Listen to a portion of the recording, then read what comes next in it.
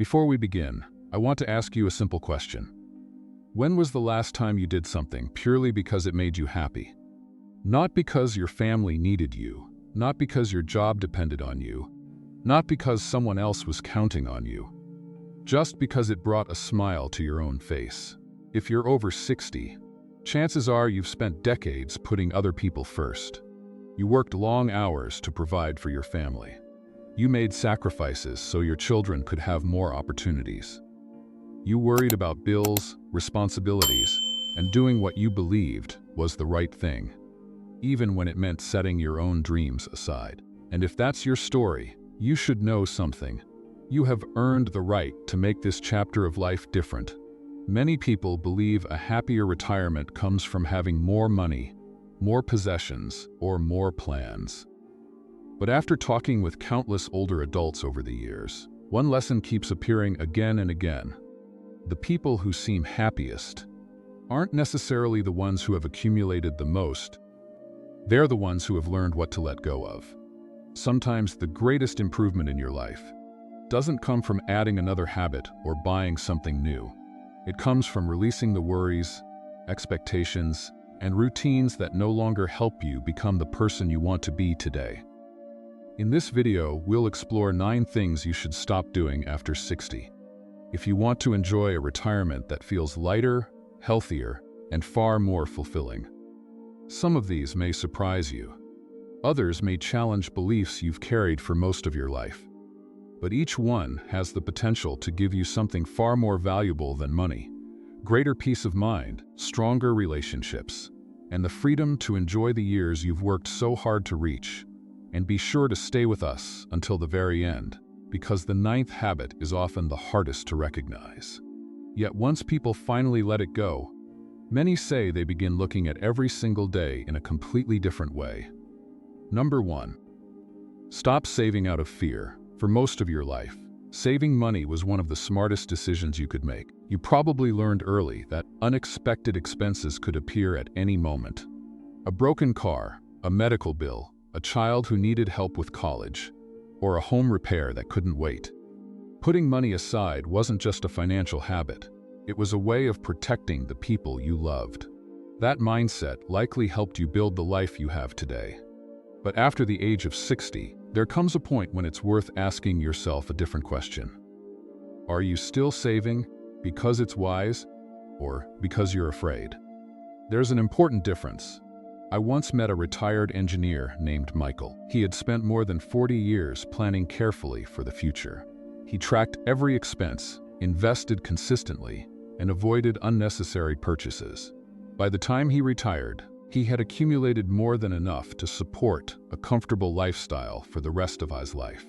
Yet nothing about his daily routine had changed. When friends invited him on a weekend getaway, he always declined because it cost too much.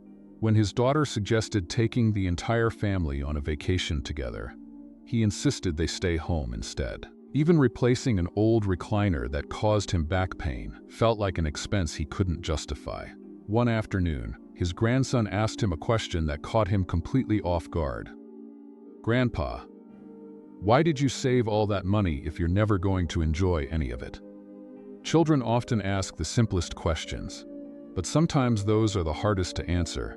Many people spend decades preparing for retirement, yet once retirement finally arrives, they continue living as though every dollar spent is something to fear.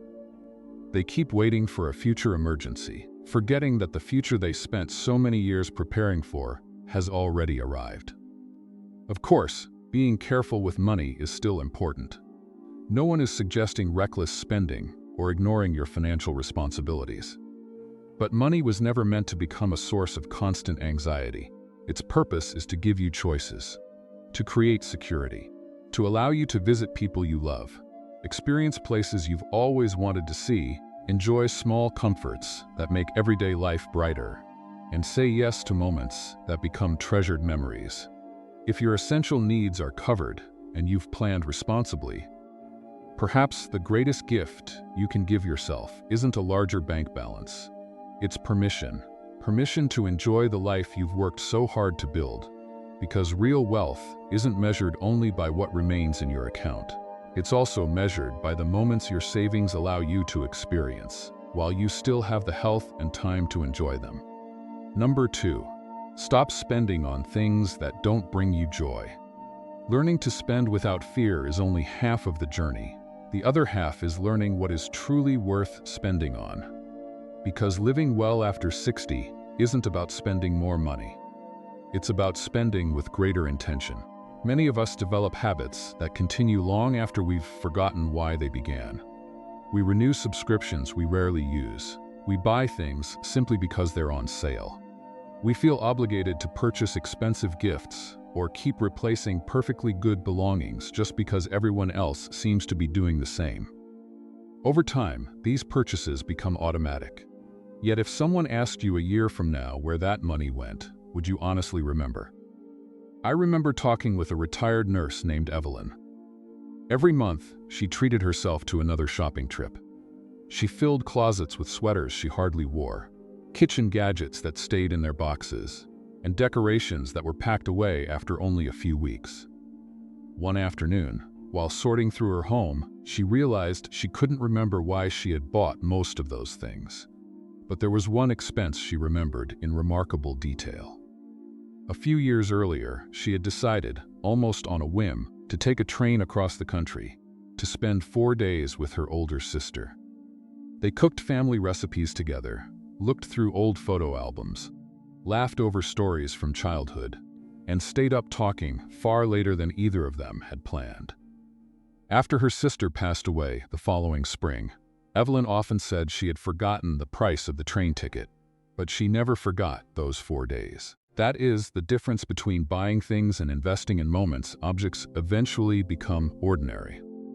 A new purchase brings excitement for a little while, then quietly becomes part of the background of everyday life. Experiences are different. They become stories you tell your grandchildren, memories that make you smile years later, conversations that strengthen relationships, moments that continue giving something back long after the money has been spent. That doesn't mean you should never buy something nice for yourself. A comfortable chair, a hobby you've always wanted to try, or something that genuinely improves your daily life can be money well spent. The real question isn't, how much does it cost? It's, will this still matter to me months or years from now? As we grow older, our priorities often become clearer. We begin to realize that the richest parts of life rarely come from impressing other people or collecting more possessions. They come from connection, comfort, purpose, and time shared with those we love. So before making your next purchase, pause for just a moment. Ask yourself whether you're buying out of habit, obligation, or appearance, or whether you're choosing something that truly adds joy to your life. Because your money should never simply disappear. It should help create a life that feels richer in all the ways that matter most. Number 3. Stop trading time for money. For much of adulthood, time and money seemed inseparable.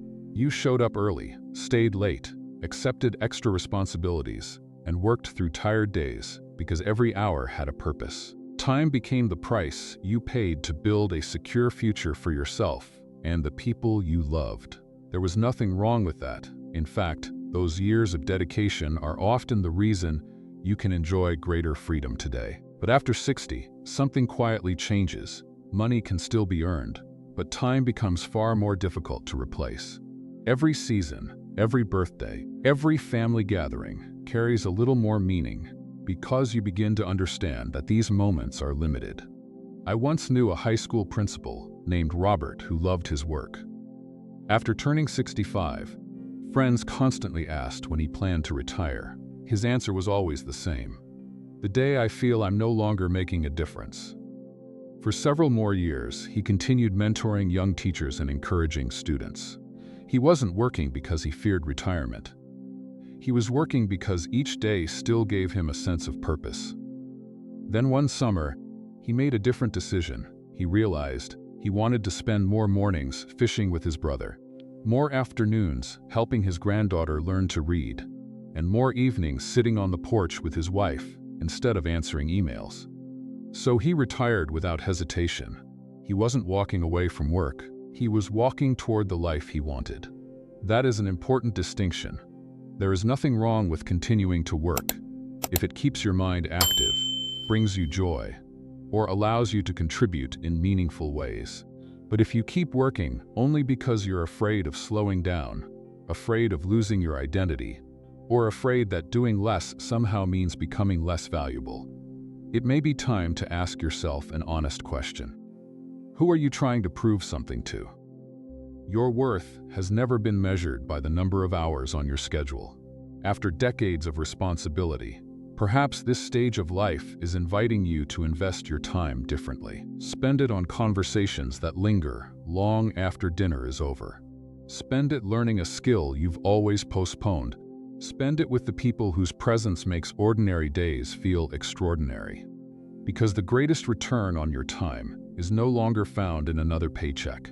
It's found in a life filled with purpose, connection, and memories that no amount of money could ever replace. Number 4. Stop putting off experiences. There are 2 simple words that quietly steal more dreams than almost anything else. Maybe later. We tell ourselves we'll travel when life becomes less busy. We'll visit old friends after the holidays. We'll learn to dance, plant the garden, write the memoir, or take that scenic train ride once everything falls into place.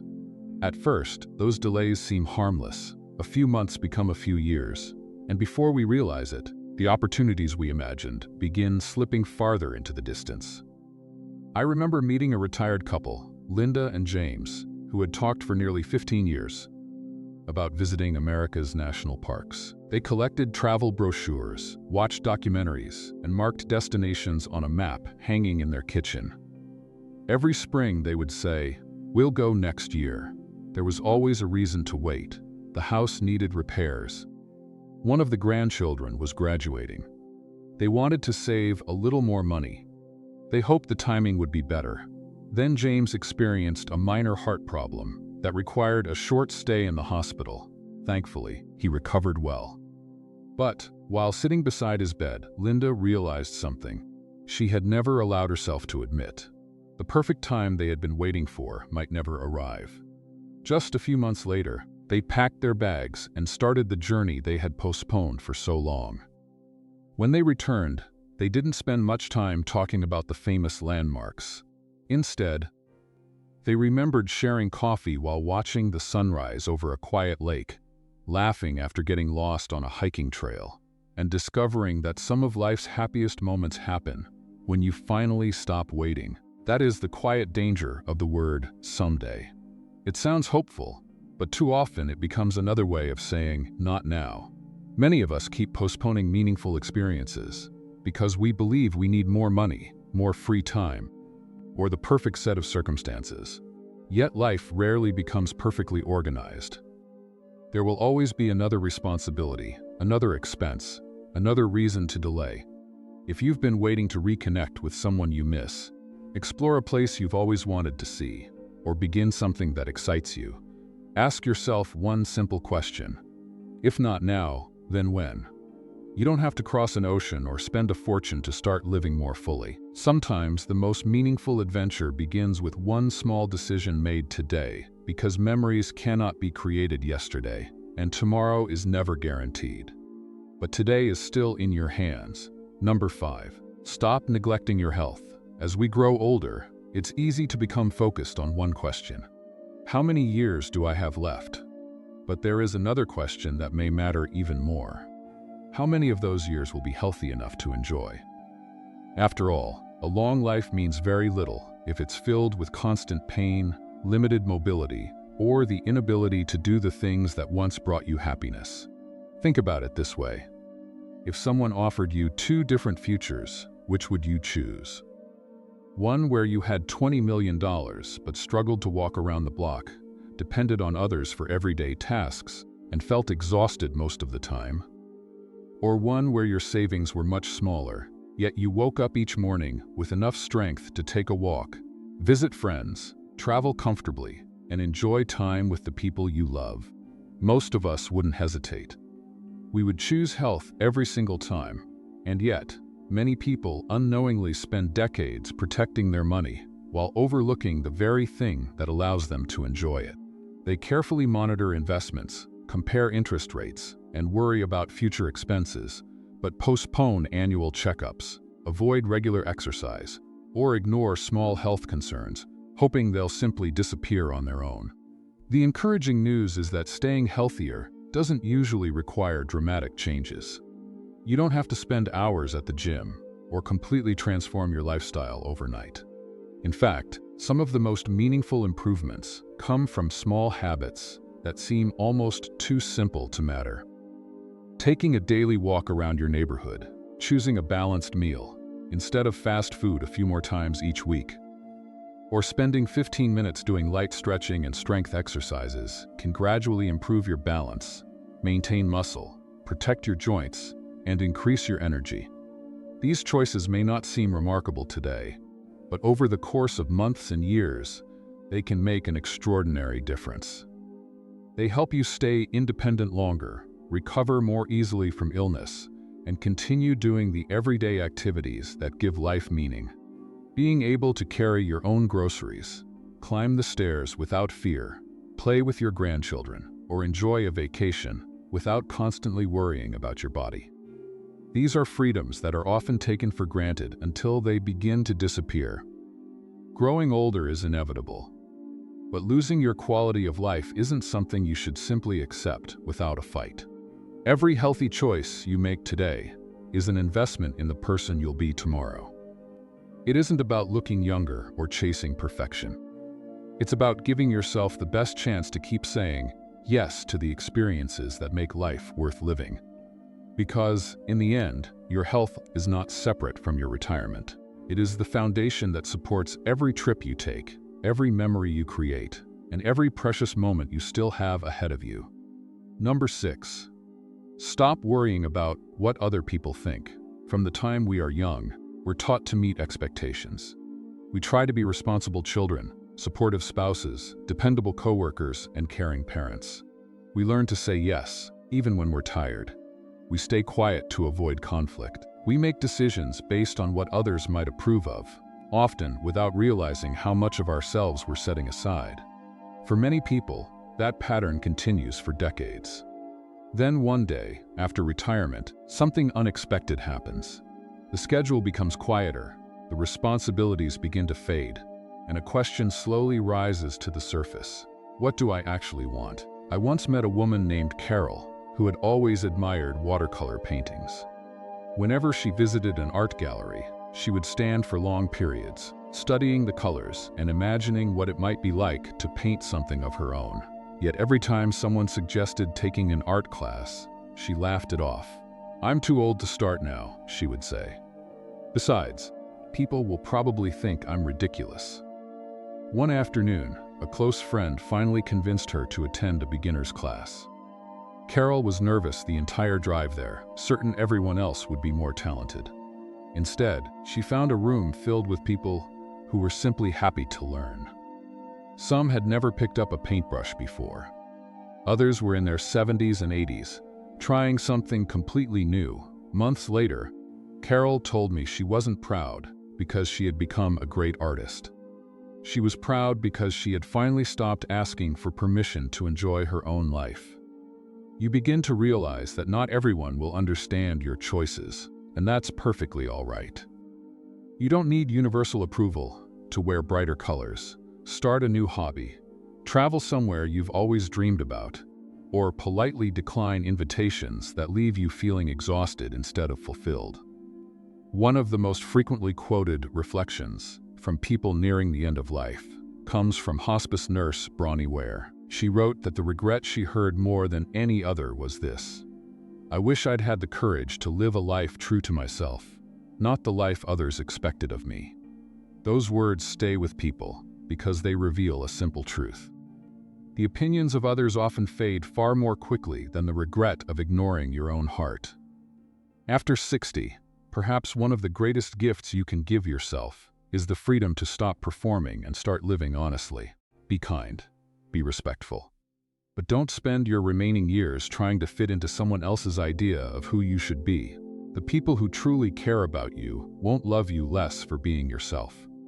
Number 7. Stop filling your mind with constant negativity. Many older adults develop a routine that seems harmless at first. They turn on the television in the morning to catch the headlines, check updates throughout the day, and watch the evening news before going to bed. Little by little, those brief updates become hours of listening to stories about disasters, crime, conflict, and uncertainty. After a while, the world begins to feel much darker than it really is. If you've ever noticed yourself feeling anxious, discouraged, or emotionally drained after watching the news for an extended period, you're certainly not alone. The human brain naturally pays more attention to potential danger than to good news. That instinct helped our ancestors survive, but in today's world, it can leave us carrying far more worry than necessary. The truth is, most news organizations understand this. Stories that create fear, outrage, or uncertainty tend to keep people watching longer. That doesn't mean every report is inaccurate or unimportant. It simply means that negative stories often receive far more attention than the quiet acts of kindness, generosity, and hope happening every single day. This is why it's so important to choose what you allow into your mind. You don't have to ignore current events or pretend problems don't exist. Staying aware is wise. Becoming consumed by negativity is something entirely different. Imagine spending 3 hours each day listening to discouraging headlines. Now imagine spending that same time walking with a friend, reading an inspiring book, learning a new hobby, volunteering in your community, or enjoying a conversation with someone you love. Which choice is more likely to leave you feeling hopeful? As we grow older, we begin to understand that our attention is one of our most valuable resources. Once a day has passed, we can never get those hours back. That makes it even more important to spend them on things that strengthen our peace instead of constantly feeding our fears. Protecting your peace isn't about avoiding reality. It's about recognizing that you cannot control every headline, every conflict, or every prediction about the future. But you can control how much of that noise you invite into your daily life. Fill your mind with information that helps you grow, not simply information that keeps you worried. Because a peaceful heart doesn't come from knowing every troubling story in the world. It comes from choosing to give your time and attention to the things that help you live with greater hope, gratitude, and joy. Number 8. Stop ignoring your financial plan. When it comes to money and retirement, many people fall into one of two extremes. Some avoid looking at their finances altogether. They put unopened statements in a drawer, delay conversations about budgeting, and tell themselves they'll figure everything out later. Deep down, they're afraid of what they might discover, so avoiding the subject feels easier than facing it. Others go to the opposite extreme. They check their investment accounts several times a day, worry about every market fluctuation, and analyze every purchase as though one small decision could ruin the future they've spent decades building. Even when they have enough, they struggle to enjoy what they have because their attention is constantly fixed on numbers. Neither approach brings real peace of mind. A healthy financial plan isn't something you ignore, and it isn't something that controls your life either. It's simply a roadmap. It helps you understand where you are, what your monthly needs look like, and whether you're prepared for unexpected situations. Once those questions have been answered, the plan should allow you to relax, not create new reasons to worry. Think of it like planning a road trip. Before leaving home, you check the route, make sure the car has enough fuel, and confirm you know where you're going. But once the journey begins, you don't stop every 5 minutes to question whether you're still on the right road. You trust the preparation you've already done and focus on enjoying the drive. Your retirement deserves the same mindset. Review your finances regularly. Meet with a trusted financial professional if you need guidance. Make adjustments when circumstances change. Those are wise habits. But don't let spreadsheets become more important than the experiences they were designed to support. Money has never been the destination. It is simply a tool that helps you live with greater confidence and freedom. The purpose of saving, investing, and planning was never to create a life filled with constant financial anxiety. It was to give you the ability to say yes to the people, places, and experiences that matter most.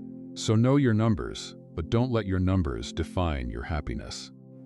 The best retirement plan isn't the one with the biggest balance. It's the one that gives you the confidence to live each day with less fear and more gratitude, knowing your money is finally working for you instead of the other way around. Number 9. Stop living like you have forever.